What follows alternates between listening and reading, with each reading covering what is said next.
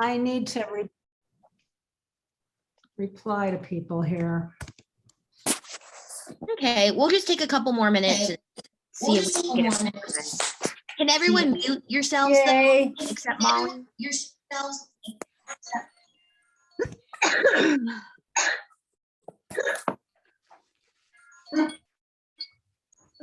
Okay, I think I might have got it. Linda Evans, can you mute yourself, please? I think we're getting some reverb.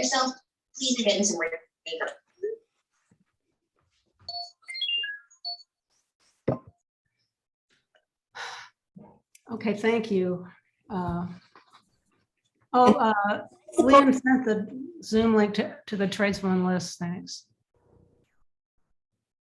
Great. Am I supposed to mute? Yes. Sue, yes, stay muted, sweet Sue. And we'll have an opportunity to ask questions in chat. Now would probably be a good time to mention, if you do have any questions, we will have a Q&A towards the end. So you can add those to the chat, and Eve will be compiling those and we'll be going through them. So if while we're waiting for people to get on, you'd like to ask a question and be included in the Q&A, please put that in the chat. If you'd like to ask a question yourself, we'd prefer that, but if you'd like us to ask it, just let us know.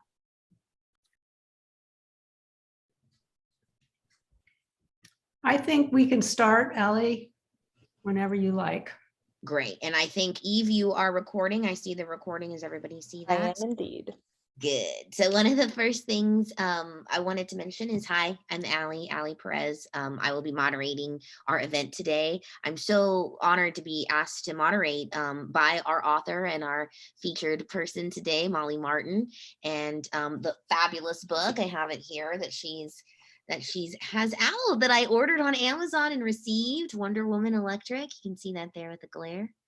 And so yes, so I'll be moderating today's event. A couple of housekeeping items. The first one is, as I was mentioning, about questions. We will have a Q&A towards the end of our meet here. And if you would like to ask a question, please put that in the chat. We will be asking people directly to share their question and asking you to unmute while you do so. For the most part, if you can keep yourself muted, that would be phenomenal. We have quite a few participants, which is amazing. But just one participant can cause massive reverb, so we appreciate that very much. Another note, this is being recorded, so if there's any issues or concerns, you can stop your video on your Zoom, and it's right next to that mute button. If you have any questions, you can put them in the chat. Okay, so that's our housekeeping. I don't think I missed anything there. Eve will chime in and correct me if she needs anything. Eve is our tech support. Eve and I both serve as the co-chairs of the Communications Committee for the National Tradeswomen Task Force. Myself, I'm also the founder of Texas Women in Trades, which is a fledgling tiny little baby bird in the scheme of women's organizations that are out there in the world. So I'm honored to be connected to so many wonderful tradeswomen all across the country. And that's us. And now I'd like to share a little bit about Molly and share her bio with you. If you aren't familiar with her, Molly is a retired electrician from San Francisco and was a San Francisco City electrical inspector. She was part of the international, and still is always a part of the International Brotherhood of Electrical Workers, Union Local 6. She calls herself, I would never call her this, but she is quoted to be an old feminist whose primary goal in life has been promoting equal rights for women and breaking down barriers to women in blue-collar trades. Molly believes that the only route to social and political change is for us to band together. We can't do it alone. And she is a co-founder of several tradeswomen organizations, not just one, several, including Tradeswomen Inc., very popular, ever heard of it? Started that in 1979. She helped organize national tradeswomen conferences in 1983 and 1989, and a series of conferences throughout the 21st century. Molly's been telling the story of women in trades for the past 5 decades, and she worked with a group of volunteer tradeswomen to edit and publish a quarterly magazine, Tradeswomen, in the 80s and the 90s. And she authored the book Hard-Hatted Women, Life on the Job. And along with other activists around the country, she's currently writing a history of the tradeswomen movement. And she now lives in Santa Rosa, California with her wife and partner, Holly. And that's our Molly. I think Molly's going to take a few moments now to share with us a story, and I'll be back with y'all after that. Thanks, Allie. You know, Allie Perez is one of the awesome young women who's gracefully taking over the leadership of the tradeswoman movement from us old people. Thank you. And I also want to thank Eve Mefford, who is doing the tech, who's taking care of tech today. She's a researcher for the Institute for Women's Policy Research, and they just wrote a great report about tradeswomen, which there's a story about it in the just published in the Women's Media Center News. So that's very exciting. I just posted it on my Facebook page. That's where you can find it. And to all the new young leaders of our movement, thank you, thank you, thank you. You're doing fabulous work. All right, I'm going to read a story.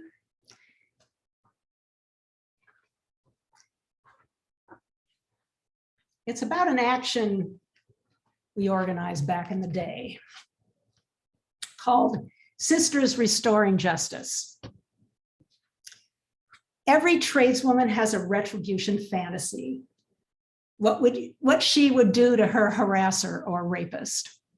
She probably won't tell you what it is, but she has one, maybe many. My group of tradeswomen activists not only imagined retribution, we planned and executed it. Perhaps corrective justice is a better choice of words. We were an organized group of women who were trying our damnedest to break barriers to non-traditional blue-collar work. Men wanted to keep those high-paid jobs for themselves. So when one of us finally landed a job, we were subject to harassment with the aim of getting us to quit. At that time in the 70s, sexual harassment, it wasn't illegal, and it wasn't even a thing yet. It wasn't a term that was in popular use. We were working at integrating the construction trades, bus driving, firefighting, policing, printing, dock work, all the jobs women had been kept out of. One job classification we focused on was ferry boat deckhand. Women had won a discrimination lawsuit, a judge had signed a consent decree, and a handful of women had broken into that trade. As with construction, you had to jump both the barriers of the bosses and the union. One of our biggest challenges was isolation on the job. Once you got hired, you were usually the only female there. We tried to combat isolation by recruiting more women and by organizing support groups wherever we were.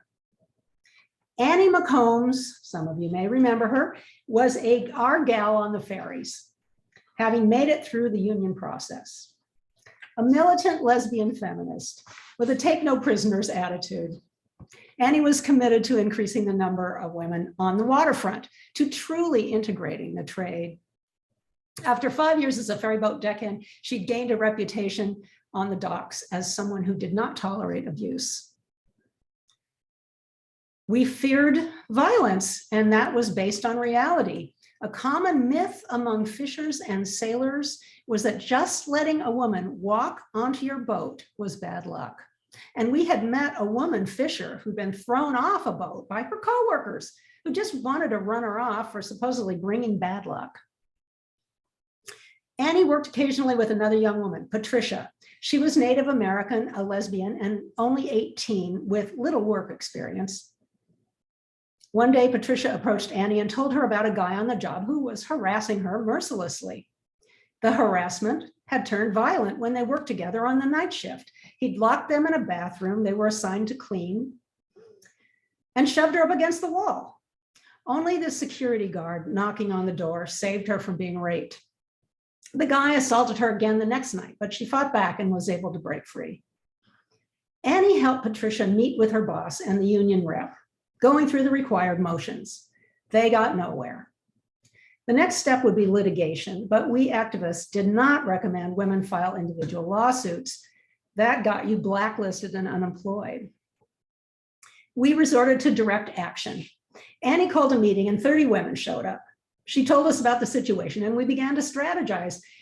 How could we get this guy to back off and stop harassing our sister? We'd heard about a group of women stripping a rapist naked and tying him to a pole in the middle of town. I think that was in Santa Cruz. That was a great fantasy, but none of us was willing to take the chance of being arrested for assault. Whatever we did would have to be hands off. We also wanted our action to be collective, something we could all participate in. We needed to make sure this guy knew that what he was doing was wrong and that it had to stop. It would be great if the woman he had targeted could confront him directly, if we could help her feel safe enough to do that. Jan, a tradeswoman's sister, spoke up. We need to confront this guy on our own terms in a place of our own choosing, not at work, she said. One of us should get him on a date. This seemed crazy to me. I was never any good at picking up men, but other women in the group assured me it wasn't that hard. Hadn't we all been trained to do this all our lives?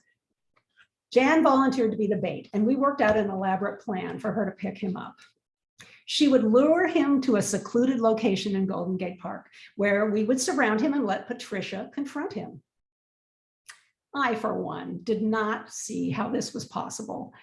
How would we even get him to the park? Jan said she would invite him to a party at the D. Young Museum and make some excuse to get him to the nearby rose garden. The rose garden is surrounded by tall hedges, perfect for hiding behind, and it's relatively dark. Our action would take place at dusk. Word of the action got around, and our planning meetings expanded to 50. Everybody wanted to be involved with this action. What militant feminist wouldn't? We considered the possibility that the harasser might have a gun. Annie knew that some deckhands carried handguns in their sea bags. Many of us practiced karate in self-defense, and we engaged our martial arts experts to take command in case the perp responded violently. A woman was assigned to each limb and his head in case he reached for a gun or bolted. But unless he attacked, we were not to touch him. Women volunteered for specific tasks: lookouts, runners, watchers from park benches. We would not leave Jan alone with this guy and risk him assaulting another woman. In the meantime, Annie drew up a map of the park with our location, and she and Jan planned out the timing. We were to hide in the bushes near the trail and pop out as Jan walked by with the harasser. I was dubious. Could we really pull this off? There were so many variables. What if he didn't even go with Jan? What if he saw us in the bushes? What if our timing was hours off? 50 women had assembled some blocks away at the staging area in the Haight-Ashbury. When a carload of country women from Mendocino County showed up, they had heard about the action through the lesbian grapevine. Now numbering more than 50, we all made our way to the rose garden. We hid behind hedges and trees, waiting silently for maybe 20 minutes. Everybody knew the plan. I couldn't believe it when I saw Jan and the guy walking down the trail. Jan really did it. Our Butch Dyke sister had transformed into a fetching het woman. She wore a pink sweater wrapped casually around her shoulders. Just as they crossed in front of us, the spotter blew a whistle. The designated woman stepped out onto the trail, and then all the women materialized and circled the guy. Jan melted into the crowd. My only job was to stand in place with a mean look on my face. But I can tell you, this is not so easy when what one feels is exhilaration.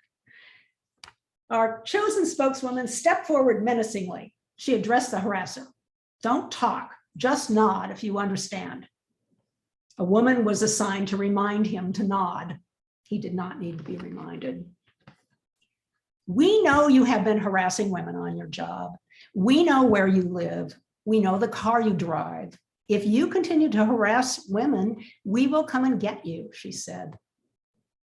I could see his knees shaking. Looked to me like he'd peed his pants. Patricia stepped forward, but she was not able to speak. Her partner spoke for her, naming the harassment. Finally, the crowd of angry women parted and let the man out. He was ordered to return to his car and not look back. Our action had succeeded. We were jubilant. A cheer went up from the 50+ women. Then we quickly decamped to an agreed upon location for a post-mortem and to celebrate. As for the harasser, he was not seen around the waterfront for several months. Later, when he took a part-time job with a company, he made sure to keep his head down when passing Annie or Patricia. Soon after that, he disappeared altogether. The end. Now, some of you know about this story, and I bet some of you were there. Some of you in this group were at this action. It was really a great action.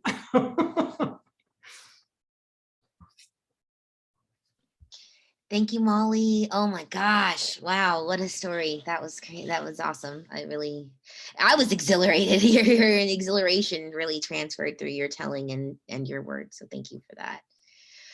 Wow. Okay. So we're going to be moving on to the next segment here. Before we do, I would like to remind everyone that we do have a Q&A later. So if you have any questions about the story that Molly just told, or if you've had an opportunity to read her stories before, or if you just have a question for her in general, please feel free to add that to the chat. And we will be collecting those and asking those towards the end of today's little book party. Little, I shouldn't say little. We've got almost 60 participants. So thank you for coming.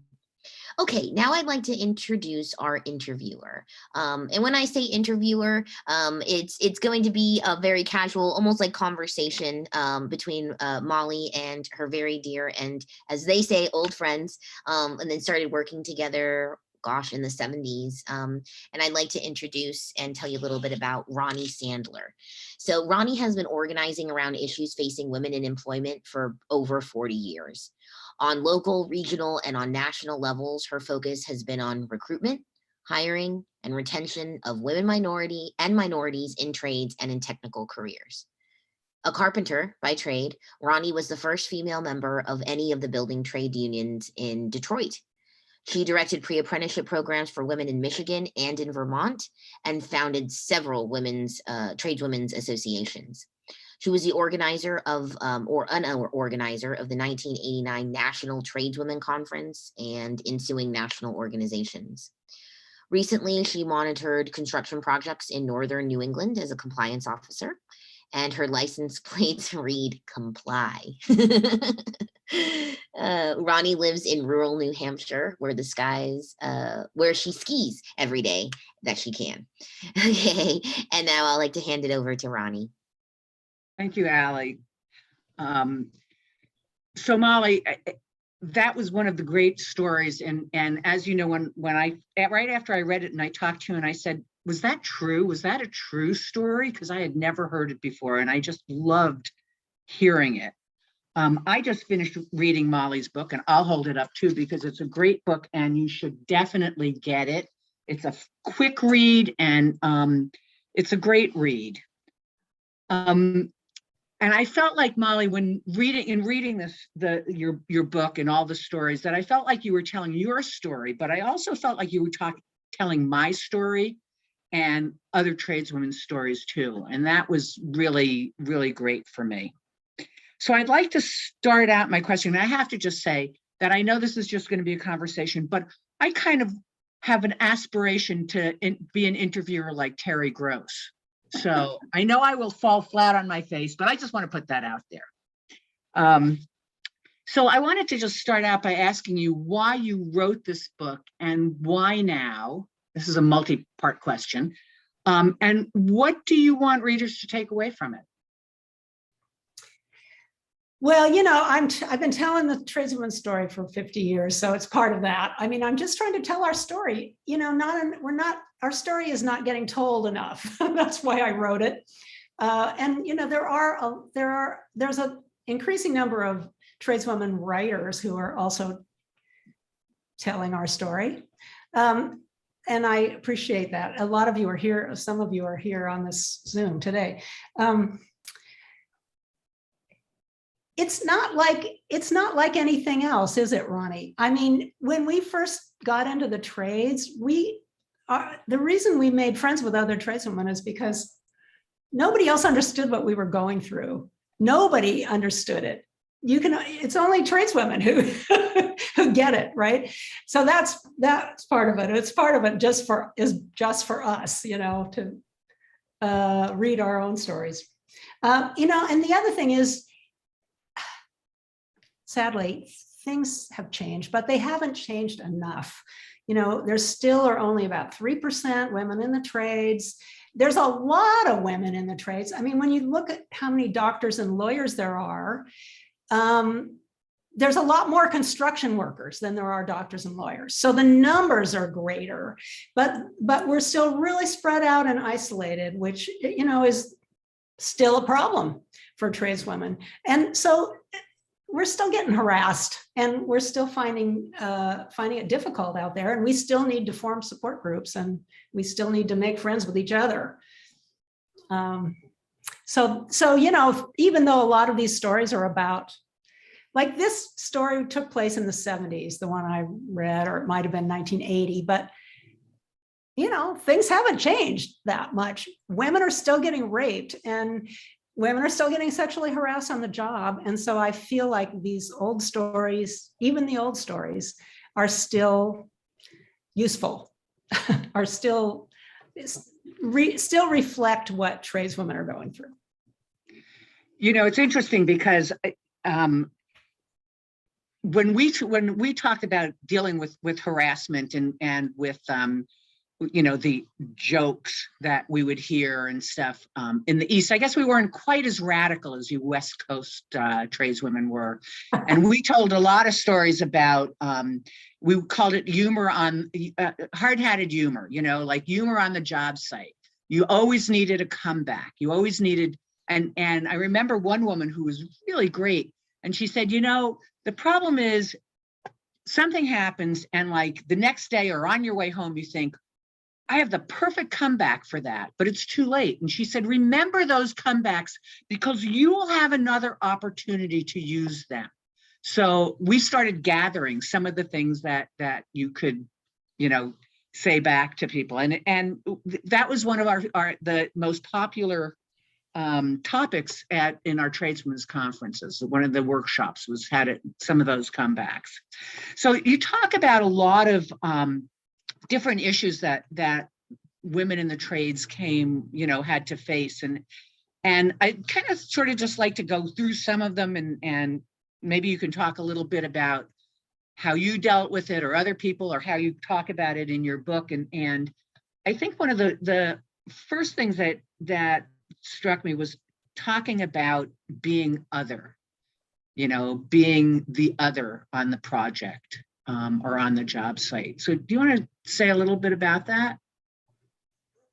Yeah, you know what you were saying about having comebacks. I was always terrible at that. I was never, you know, there were some women who were really great at having a fast comeback, and they were jokes. They were great jokes, you know, but I was never good at it. But I got lots of practice. The thing about getting harassed all the time is that you get to practice your comebacks, you know, so I got better. We did try to make up white boy jokes. I think there was a white boy electrician joke that was something, we called them Oreos, burned on the outside and white on the inside. That's the only one I can remember. Or no, there was another joke that we used to tell. Why does a male carpenter think that, you know, this is 9 inches?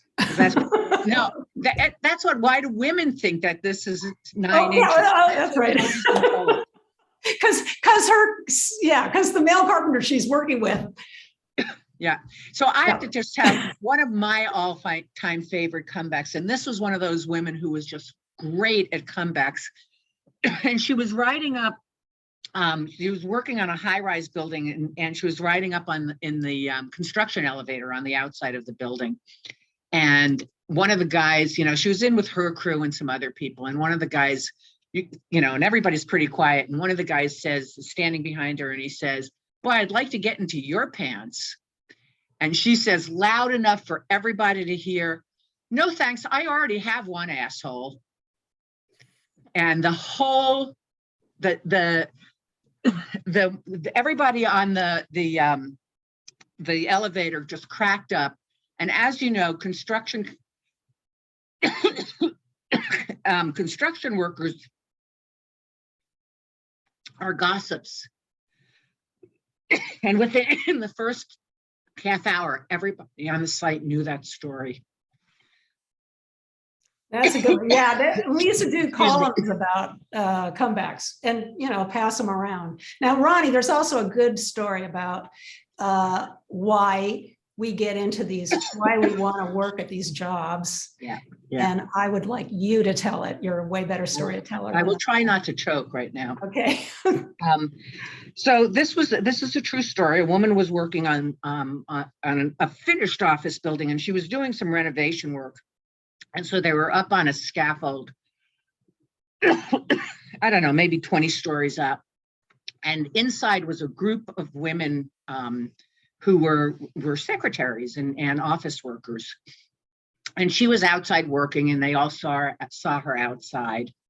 And one of the women wrote a big sign and held it up at the window. And it was the winter. It was the winter in New York, I believe. And it was pretty cold out there. And one woman held up inside the building, held up a sign that said, "It's 70 degrees in here." And the woman was like, "Oh, okay." And the next day she went up, same office, same group of women, and she had written a sign and it said, "Yeah, but it's $50 an hour out here." And I think we could say $70 an hour now. Well, this was a while ago. Yeah, I think this was like $20 an hour. That's when we first told that story. Yeah, exactly. Exactly. But, you talk about being other and, and how that affects us and being alone on the only woman on the construction site. And one of the reasons that we started organizing, as you talked about, was because I know I would come home when I was in the union. I would come home and I would talk to my girlfriend and to all my friends who are all professional women, and they listened to me, and they were very nice about it, but they had no idea what I was talking about. And you talk about that also, Molly. And so we started trying to find other tradeswomen. So maybe you could talk about a little bit about how Tradeswomen's Inc. got started, and the groups that you worked with, and the other women early on. Yeah, I started thinking about this book when I went back and read some of my old stories from Tradeswomen magazine. A big bunch of us over the years published this magazine during the whole 80s and 90s. It was our way of communicating. There were tradeswomen groups sprang up all over the country kind of at the same time. It was kind of magical in a way. All of a sudden we just got it. We want these jobs and we're going to organize to get them. And so that was our way of communicating then in those decades. We were all volunteers, and most of us were working tradeswomen, although at the beginning, in 1980, very few of us actually had jobs yet. We were still fighting to get in. So a lot of us were unemployed working on this magazine. Anyway, I wrote a lot of stories for the magazine, and I thought, these stories, they still resonate. They're still, even though they're from the 80s and 90s, they are, we could write them today.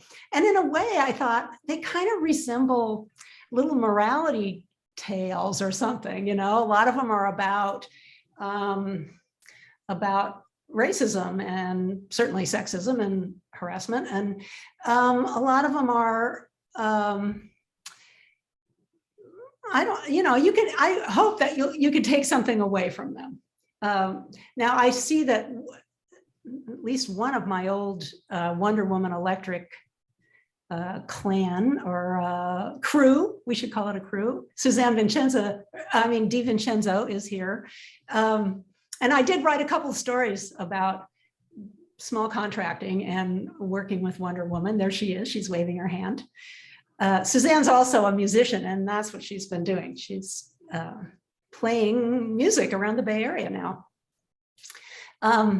Anyhow, we learned a lot because we were completely naive when we started. So everything was new to us.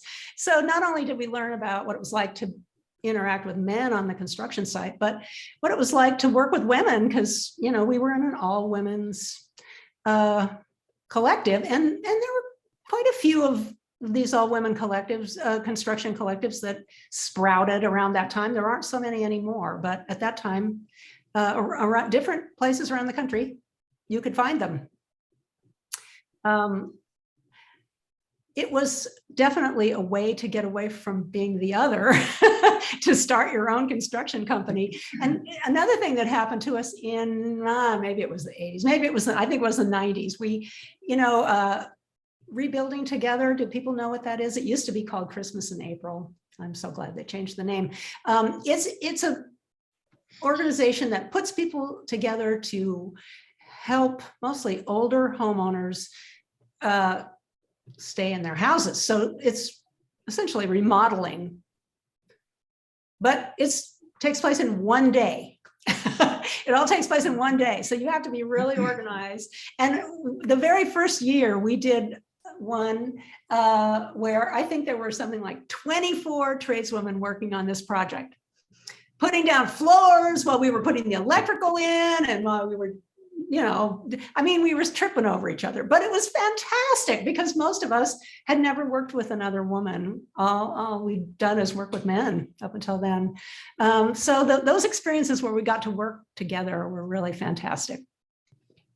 I didn't answer your question, Ronnie, but that's okay. I don't remember what it was, so don't worry about it. But I wanted to just comment on a couple of things. One, I realized that as I was reading that the last, I don't know if it's a chapter or section in the book, or what do you call them? Tradeswomen's fiction, I think is the title of it. Let me see. Yeah, those are the stories that I took from the magazine. I realized that it was hard for me to differentiate between the real stories and the stories. Because I would have said that the confrontation in the Rose Garden was fiction, and that some of the stories that you write as fiction were real. So because I think that all of them, that even the fiction, the stories that you tell, obviously come from actual experiences. But I just wanted to comment on, in the 70s and 80s, I had a construction company that I had with other women called Saphist Builders. And it was really pretty funny because we would, I lived in northern New Hampshire, and it was northern New Hampshire and Vermont. And people would say to me, Saphist Builders, are you Italian?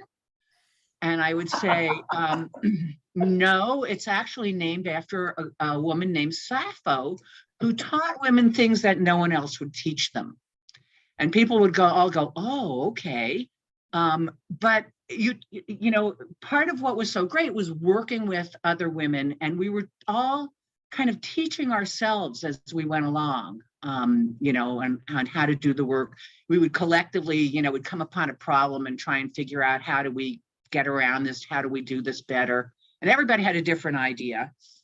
But I remember we did a roofing job one time, and you mentioned a roofing job in one of the stories where two women start their own construction company. And we decided to hire a couple of women and train them, because that's what we do, because we're feminists and we want to spread our knowledge around to everybody.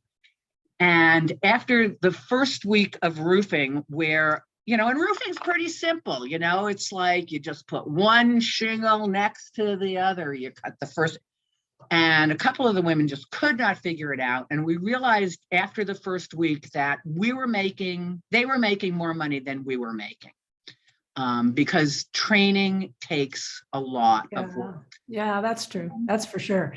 Excuse me a minute, I need to plug in my computer. Keep talking. Okay. So, that's why I say that some of the fiction is just like reality. So Molly, can you still hear me? Or are you totally gone? She's totally gone. I think there's another story Molly that Molly and I were talking about why women want to get into this. And that, of course, is always one of the questions.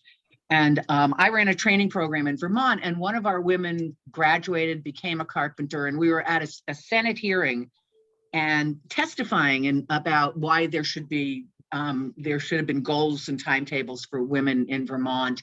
And one of the older senators leaned forward and looked at this young woman who had been a certified nursing assistant and said to her, honey, and now she was a carpenter, and he said to her, honey, isn't this work too hard and too dirty for you? Too heavy and too dirty? And this young woman looked at him and said, you know, Senator, when I was a CNA and I was lifting 200 pounds of dead weight and cleaning people off, no one, and making minimum wage of this was a while ago, making minimum wage of $5 an hour, no one ever asked me if this work was too heavy or too dirty. And now that I'm a carpenter making $15 an hour, and I say the work is not nearly as hard or nearly as dirty, but everybody wants to know if it's too hard and too dirty. So and the senator was just like, and I just thought to myself, wow, good work. So I wanted to talk, you talk about in the book in different places about, dealing about how going onto the job site was like going into a war zone. And maybe you could talk a little bit more about that and how you dealt with it. And, I always used to feel like I was putting armor on in order to go to work. Somebody wanted the link to the Tradeswoman magazine. I think you just have to, it's in the Tradeswoman archive. I'm putting it in. Oh, thank you. Oh, Vivian Price, yay. Thanks, Vivian. I'm sorry, Ronnie, tell me the question again. Talk a little bit how you would prepare yourself, how you dealt with what you call going into a war zone when you went to work. Yeah, I do remember, especially in the beginning when I first started working out of the Union Hall, it was about 1980. And I was always I wasn't always the only woman. On one big job, there were three of us, elevator constructor, Cece Moore, who's a Black woman, and a carpenter who was Hispanic, and me, and we'd get together and have lunch together. I mean, that's the least we could do, was have lunch together. I feel like I had my hands in fists, as I walked onto the job site. I was just like I was going into a fight, and I'd be looking around, nobody's got my back, right? That's what it seemed like. I mean, I was never assaulted on the job. And the harassment was, the same kind we all get. But the worst thing about the harassment is it just never ends. It seems like it never ends. Or maybe it takes forever. I mean, I wrote a story in this book about one particular guy. It's called Sweetheart. He will not stop calling her sweetheart. It takes her 5 years to train him. He just doesn't get it, Nice guy. There's a lot of nice guys who just don't get it. Yeah, so I think that's what wears you down, is it's never ending. Although I do think, I have to say, in the construction industry, we've been working on this for 50 years now. So when I first learned about the Me Too movement and what was going on in Hollywood, I was really shocked. I was shocked. I mean, it seemed like it was worse. It was worse in Hollywood than it was on the construction site. Now, there's a lot of guys who have a lot more power in Hollywood. I understand that. But I also think that all the work that we have done all these years has changed the culture of construction. If we had more women on the job, it would change faster. But I do feel like we've made some inroads about sexual harassment, explaining to employers this is their responsibility, and I think most construction companies understand that now. What do you think, Ronnie? I hope so. I mean, you did a lot of that.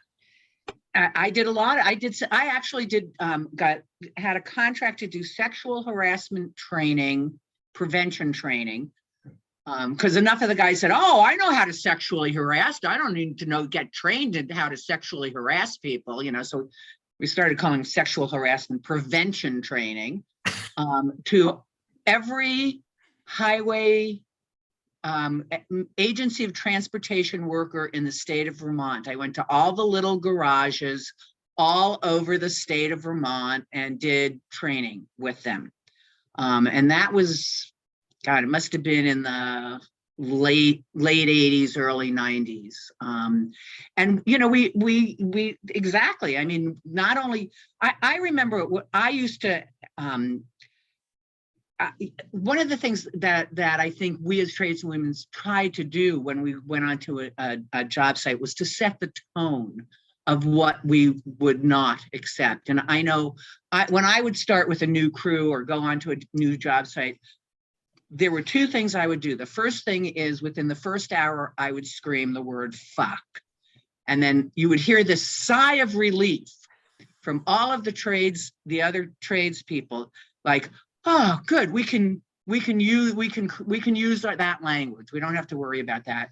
And then I would say, but I will not listen to rape jokes. I do not want to hear them. I don't want them around me. I just do not want to hear them. And so that was my method of setting the tone on a job site. You talk about in the book, Molly, about how every time you start to work on a new job with a new crew, that it's that you have to do that training over again. So I'm wondering, what are the things, how did you set that up? What did you do?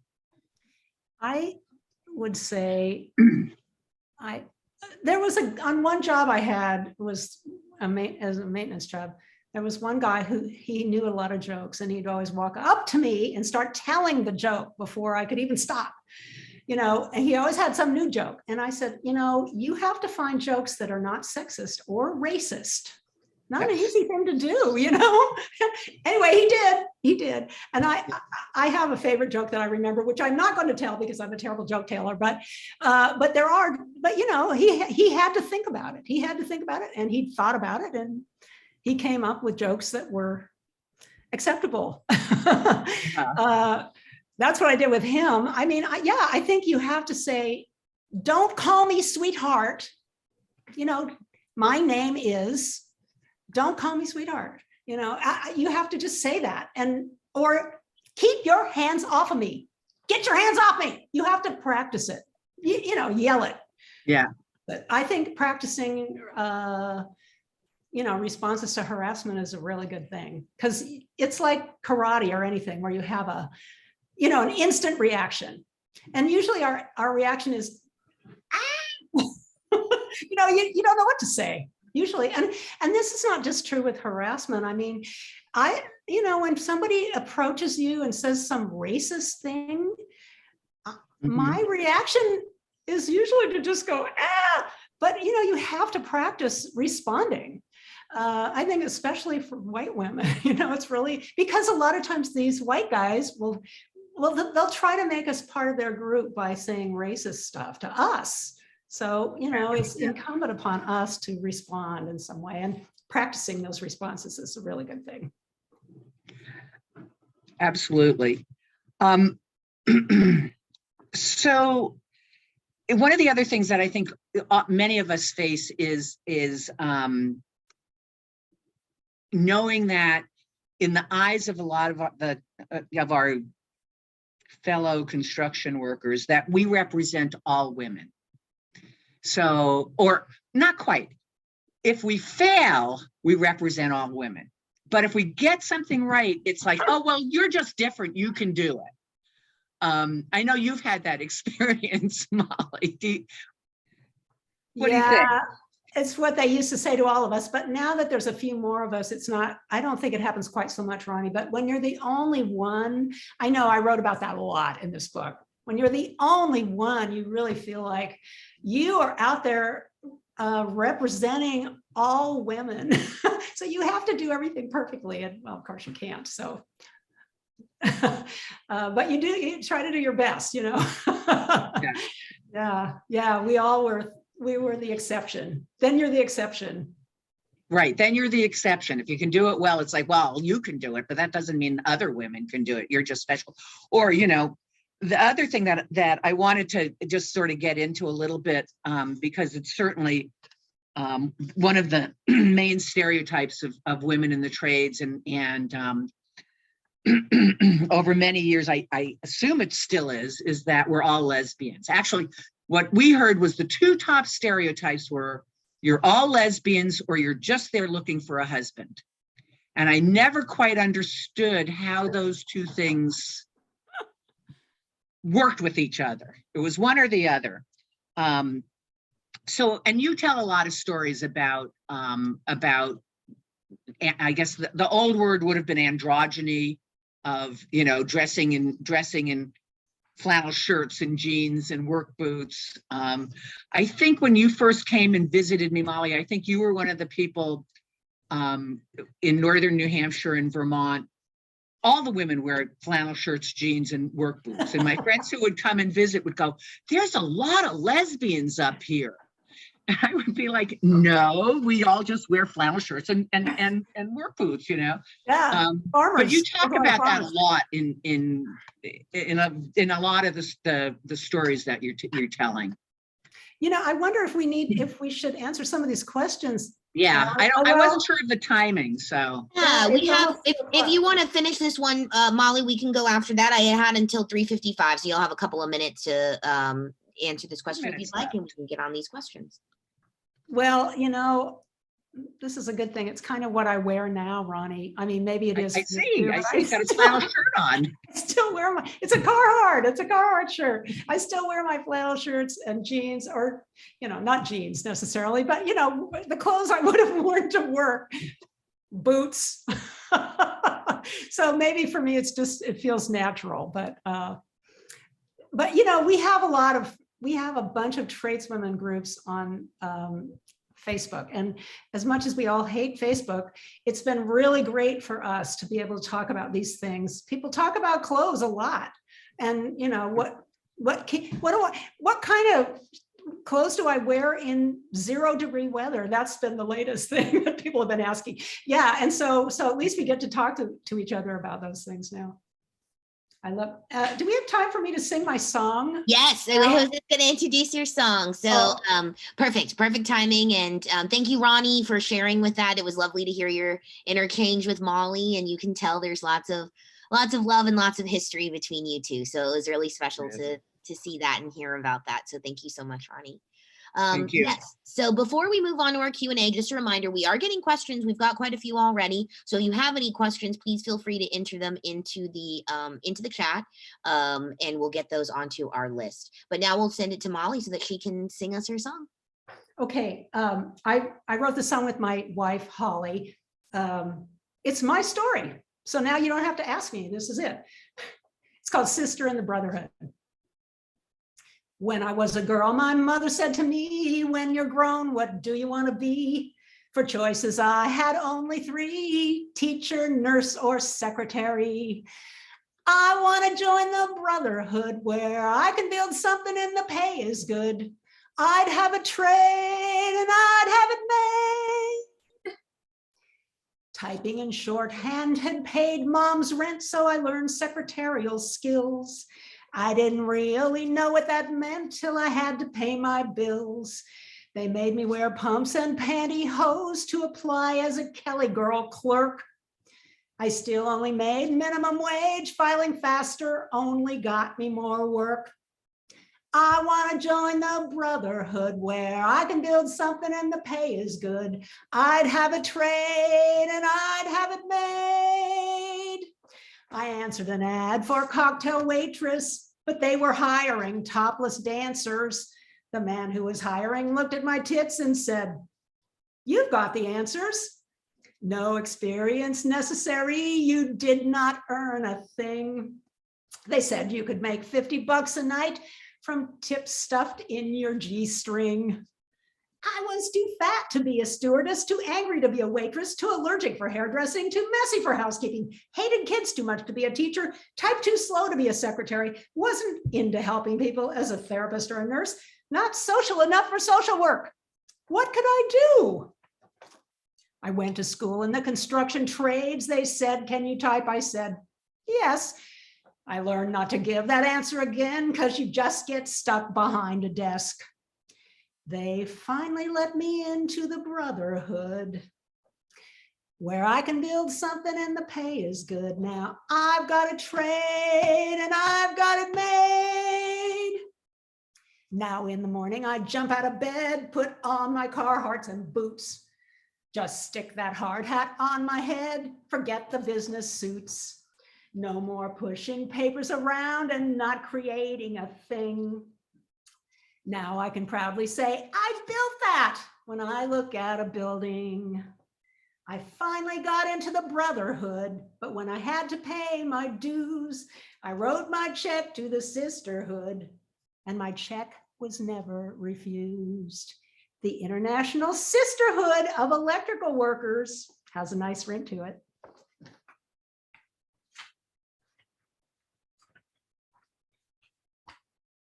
Thanks, everybody. I see you clapping. Thank you, Molly. That was beautiful. Thank you so much. That was such a great song. We need to learn the chorus, everyone, so that whenever we have events, we can all sing it together and celebrate. That was lovely. Thank you. Good idea. Okay, so we have gotten quite a few questions. So let's get to them. I've got a list here, and I'll just start working my way through it. Hey, Allie, I just want to say that slideshow at the beginning of photos of tradeswomen, it was tradeswoman sisters who helped me work on my house in San Francisco.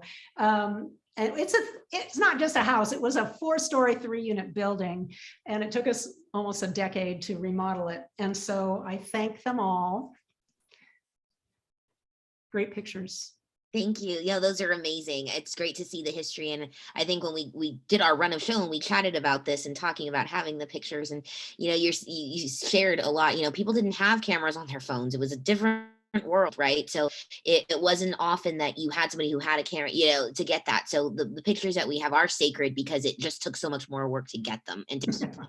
So I think that's lovely that you have those. I'm going to start going through some of these questions. We'll go in the order in which they were received to make sure that we can get to as many as we can.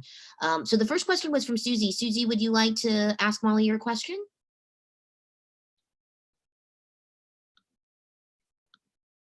Susie? Okay, Susie can't use her mic, so I will do that. Susie asked, do you think it's more valuable to get men to respect women working alongside them in the profession, or for women to form their own separate organizations and companies? Well, I think both have value, you know, and somebody's got to help these men figure it out. I mean, if we all left the construction site, there wouldn't be anybody to teach them what to do. So I do appreciate the women who work with men.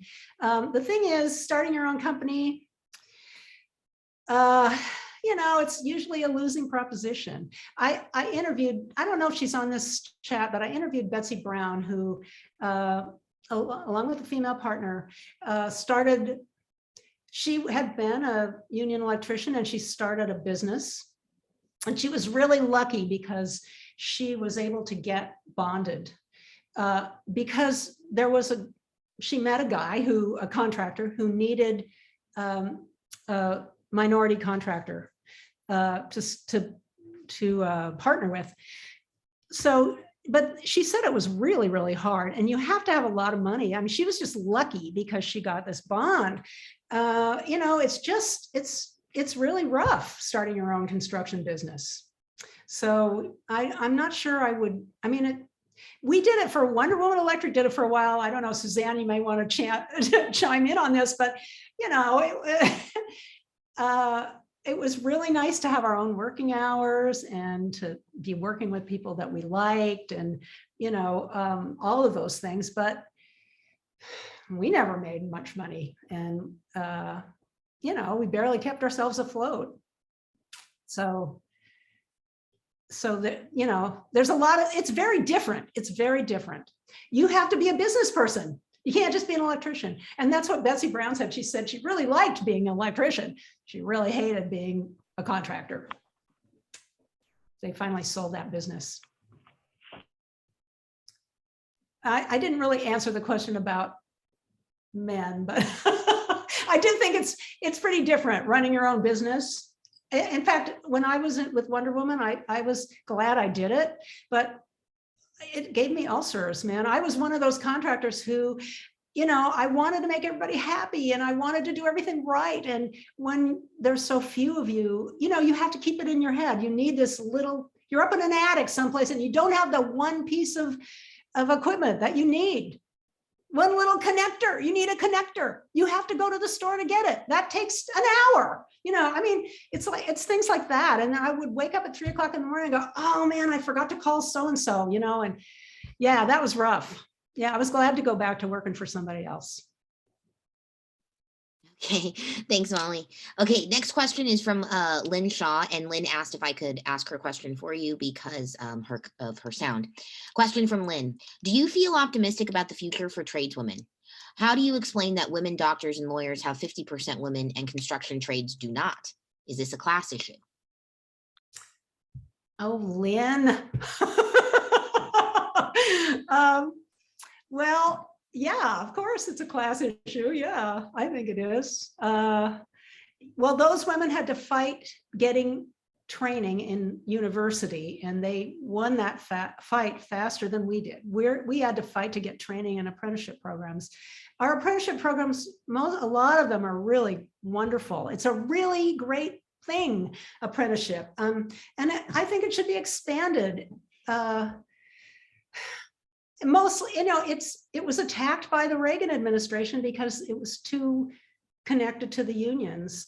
But the way it's set up is it's run, the apprenticeship programs are run by both the industry and the union. And it's worked out great. I mean, I really think that Reagan had something to do with the fact that we weren't able to expand apprenticeship.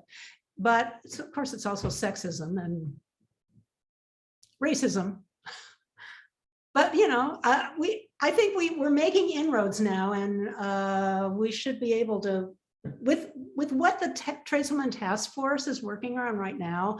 I think we're going to make great strides in the near future. What do you think, Allie? Am I right? I think that's the optimism that we all wanted to hear. And that we so desperately need, right? So thank you for that. Thank you, Lynn. Thank you, Molly. Okay, next question is from Vivian Price. Vivian, would you like to ask your question? Go ahead, Allie. Thank you, ma'am. Okay, Vivian asks, ask the young women about their experiences with harassment. So not really a question, but more, kind of asking younger. Yes, I can maybe speak to this a little bit. I know that when you and Ronnie were talking and you were saying things about the harassment, you mentioned, kind of in throwaway comments, I'm sure that doesn't happen anymore. It does. It does very much. The world that you guys are describing is not much different from a world that I've experienced. I can only speak for myself, and from being in the communications committee, what other women have shared with me. I wish that wasn't true. I wish you were right. But that's been my experience. I don't know if anyone else would like to share here.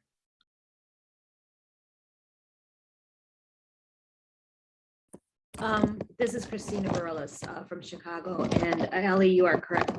Harassment hasn't changed. I think with the last administration, it got even worse for the ladies because it's not just sexual. You're now getting physically harassed as far as maybe near violence kind of thing, like guys are stepping up and being more racist. So harassment really, I mean, if we had gotten any better, it literally turned around and went backwards as just recently. So it's hard to get it back in track for sure. Thank you.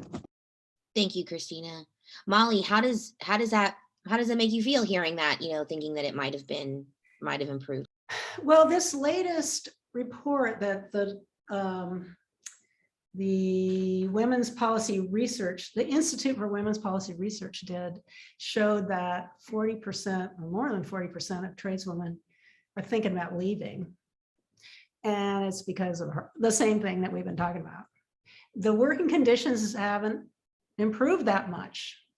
And also, we're still isolated. A lot of times we'll be the only woman on the job, even now, even today, and that is not acceptable. We have to change it. But yeah, it's not, it hasn't improved enough.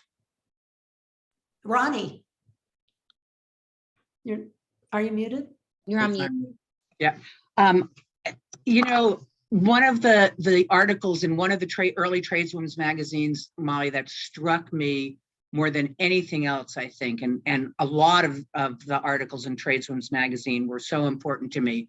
But I remember one article where you either interviewed or a woman was writing about how she loved her job, but she had left it. And she had left it because she was the only woman on the job site. She was isolated, she was harassed.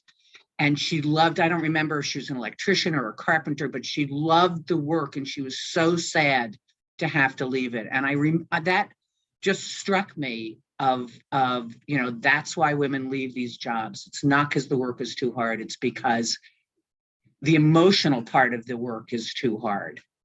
And Molly might have been more optimistic, but I have never thought it's better. I just think that there's more women around to be able to talk to and to share our stories with than early on.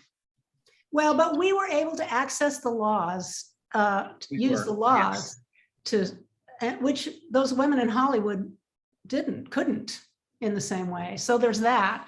And actually a lot of the laws are there because we pressured the government and sued them to get the laws. So we are taking some responsibility for that. I see that that Judy Kurtz, one of our old timer lawyers, is on. There she is waving.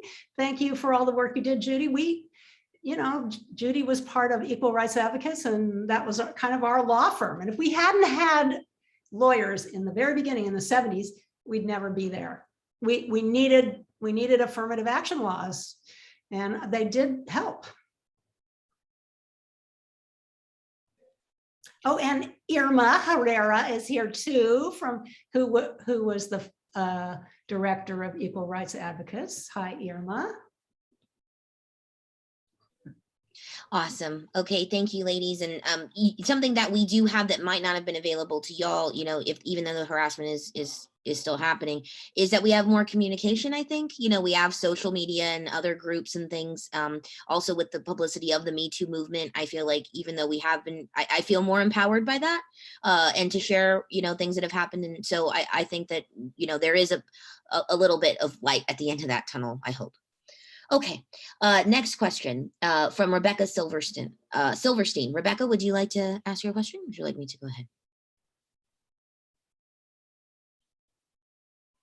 Okay, I will ask for Rebecca. She wanted to know, how did you survive day to day when you were the only female on the job? Well, you watch your back. I think that's what it was. And you try to make friends with these guys. I mean, you try to get to know them, especially if you're on a job where you're going to be there for a while, which was part of our problem as construction workers. You're on a job you might be there for a year, you might be there for a month. And, you can't really make friends with them in that short time.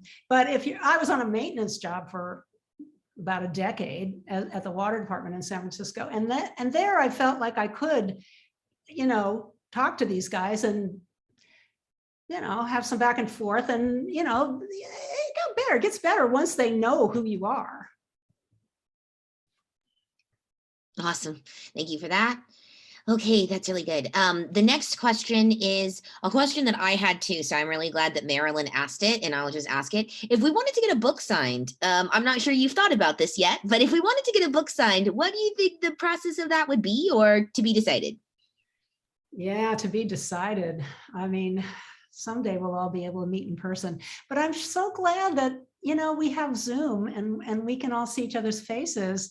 This makes me really happy. I mean, I've had this way, Allie's in Texas. When would I have gotten to see Allie if we didn't have Zoom? And we've got tradeswomen activists all across the country involved in the task force and in other tradeswomen organizations. So it's really, it's wonderful that we at least get to see our faces on Zoom. I don't know the answer about that. You have to come and visit me in Santa Rosa, California when COVID is over, I guess.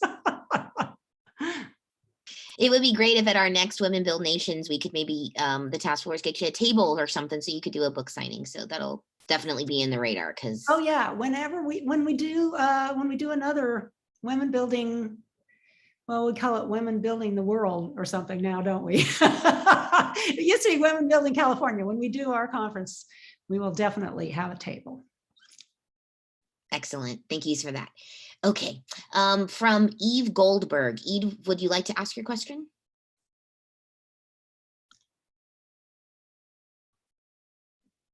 Okie doke, we'll go ahead. Eve Oh, asked. that's okay. I'll ask Okay, great. I'll ask Okay, it. thanks, Eve. It just took me a minute to unmute. So Molly, you sang that wonderful song that was great, that kind of spoke in a humorous way to why you got into the trades, but in a more serious way, why did you choose to become a tradeswoman and to go in that direction in terms of work? Well, I learned about the 1964 Civil Rights Act when I was in college.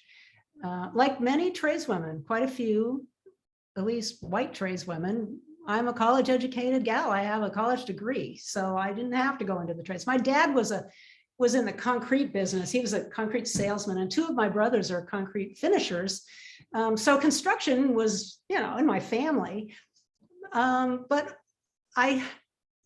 when I was in college, women professors or women teachers were being terribly discriminated against. And we used, my women's liberation group used the 1964 Civil Rights Act to file a lawsuit against the university because of what they were doing to female teachers. And that's how I figured out, oh, we have rights.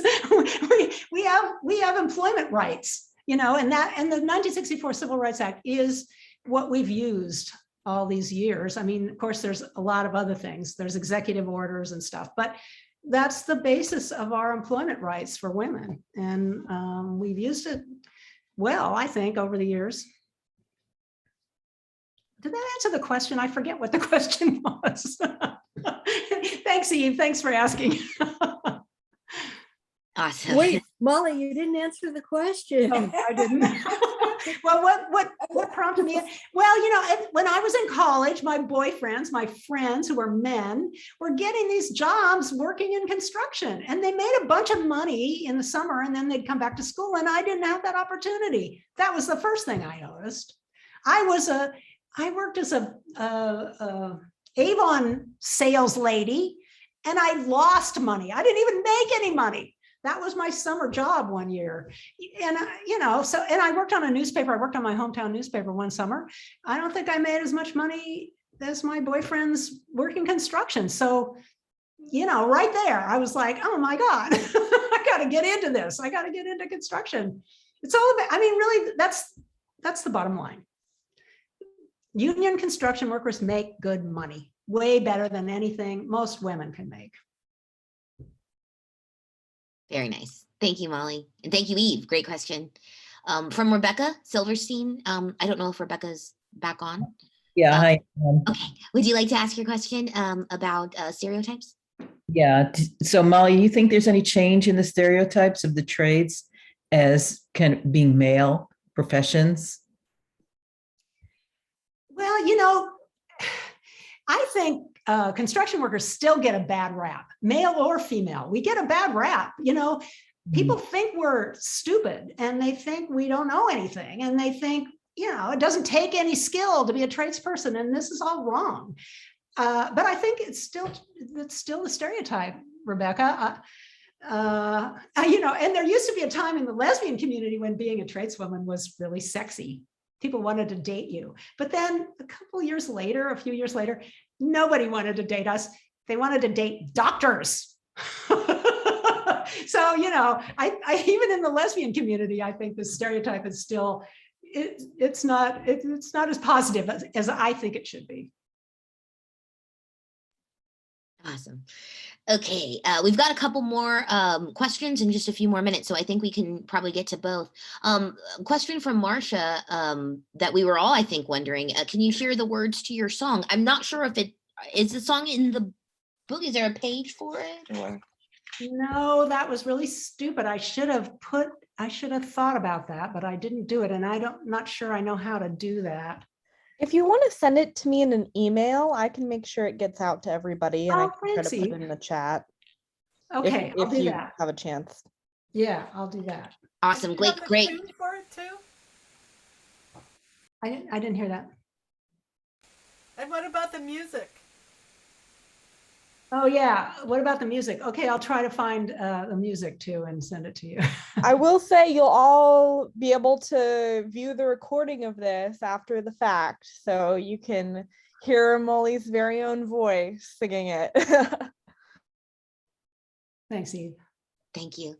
Okay, and then last question that we have is from Corinne. Corinne, would you like to ask your question? You can go ahead.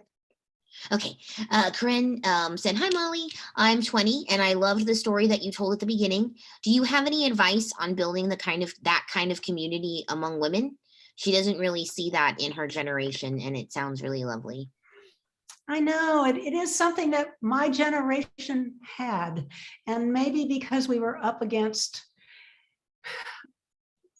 I don't know, worse discrimination. I'm not sure why, but we were able to build a sisterhood. But I feel like nationally, Tradeswomen has built a really wonderful sisterhood. And there's a lot of local organizations too that are doing the same thing. And you know, a lot of it takes place on Facebook now. But you know, I suggest getting involved and getting in some of those Facebook groups.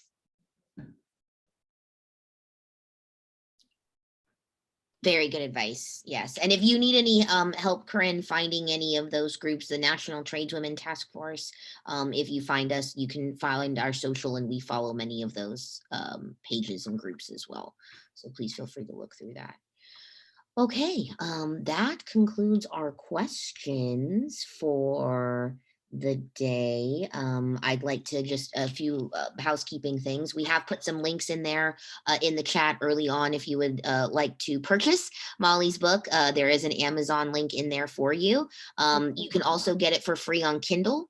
If you are subscribed to Kindle, you can read that for free on that device. Proceeds from the book sale are donated to Shaping San Francisco, which is a project dedicated to the public sharing of lost, forgotten, overlooked, and suppressed histories of San Francisco and the Bay Area. The project hosts a digital archive where many of Molly's writings appear. So I will put that in there as well. We'll get that into the chat. So if you're interested in reading more about them, you can do so. We will be sending, as Eve mentioned, a link of the recorded session after this, so feel free to use that. We'll also probably be posting it on our Tradeswomen website so that people can get it there too. Molly, would you like to say any closing words? Well, I want to talk, I wish Lynn could do this, but I know her sound's not working. You know, a bunch of us old timers are getting together, and we have a group called the Otters, Old Tradeswomen Talking, Eating, and Remembering Shit is what it is. What it is.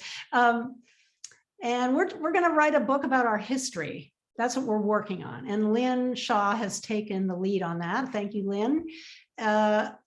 I just wanted to let you all know that's happening, and also that the Tradeswomen Task Force is kind of the center of our organizing these days. The task force is a collection of different organizations and tradeswomen around the country, and we're trying to influence national policy, which is not an easy thing, but we've got some great help.